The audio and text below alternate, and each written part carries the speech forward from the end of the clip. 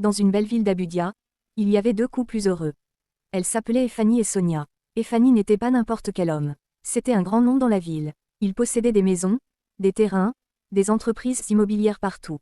Juste un coup de fil de sa part et les affaires seraient conclues.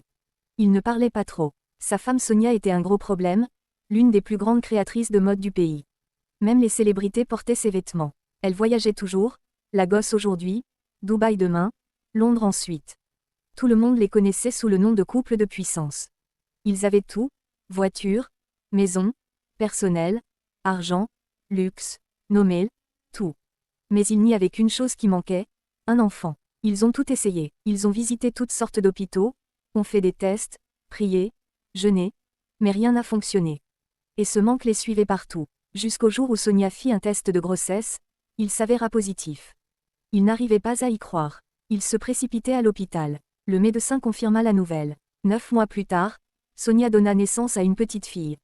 Ils l'appelaient Rada. À partir de ce moment-là, Rada devint leur monde entier. Ils la traitaient comme du verre. Elle apporta tant de bonheur dans leur foyer. Ephanie réduisit, même ses réunions. Sonia restait plus souvent à la maison. Mais avec le temps, les choses commençaient à changer. Les affaires avaient de nouveaux besoins d'elle. Les clients appelaient ici et là. De grands événements approchaient. Tout s'accumulait et elle n'arrivait pas à suivre. Une nuit, elle regarda Ephanie et dit « Bébé, je suis fatiguée. Je ne peux pas diriger mon entreprise et prendre soin d'Ada en même temps. J'ai besoin d'aide. » Ephanie hocha la tête et répondit « Laisse-moi parler à ma mère.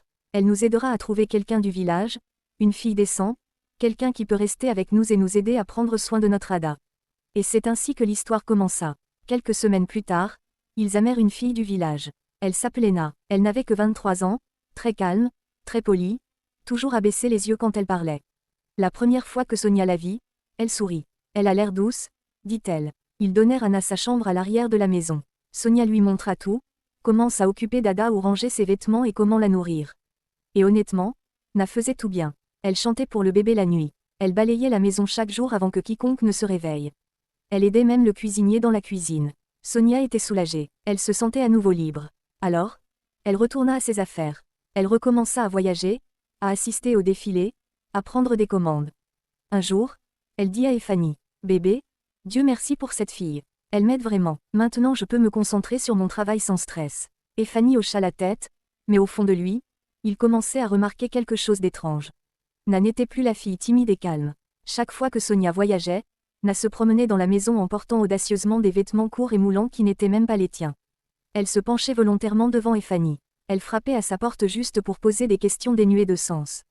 Au début, Ephanie l'ignorait. Il lui faisait simplement signe de partir et retourner.